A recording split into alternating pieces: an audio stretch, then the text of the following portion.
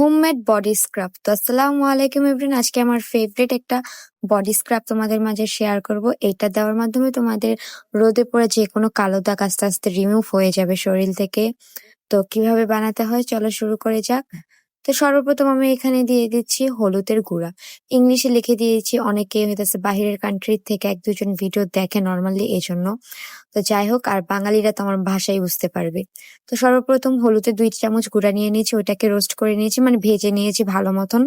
তেল তুল ছাড়া শুধু ভাজবে, দেন দেখবে কালো হয়ে যাবে, এটা হালকা ব্রাউন ব্রাউন কালার যখন হবে তখনই তোমরা নামিয়ে নিবে। তারপরে দিয়ে দিচ্ছি 2 চামচ কফি পাউডার, তারপরে দিয়ে দিচ্ছি 2 চামচ চিনি। চিনিটাকে তোমরা গুঁড়ো করে নিবে না, চিনিটাকে দানা দানা থাকা অবস্থায় এটাকে নিতে হবে।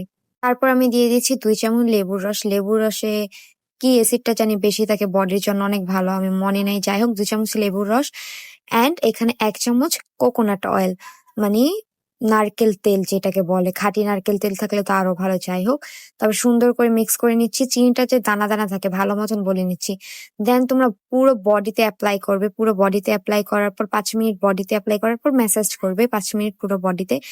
দেন হইতেছে তোমরা এটাকে পানি দিয়ে ওয়াশ করে তারপরে গোসল করার সময় সাবান ইউজ করে নেবে।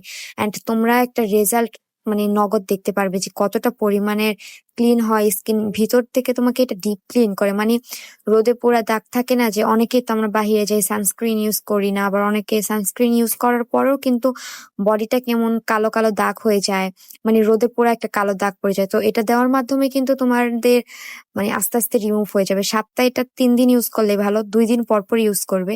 আর দেখতেই পাচ্ছ আমার রেজাল্টটা কত ভালো। এটা ইউজ করার মাধ্যমে তোমাদের মানে গোড়া থেকে, পশমের গোড়া থেকে ময়লাটা উঠে আসে।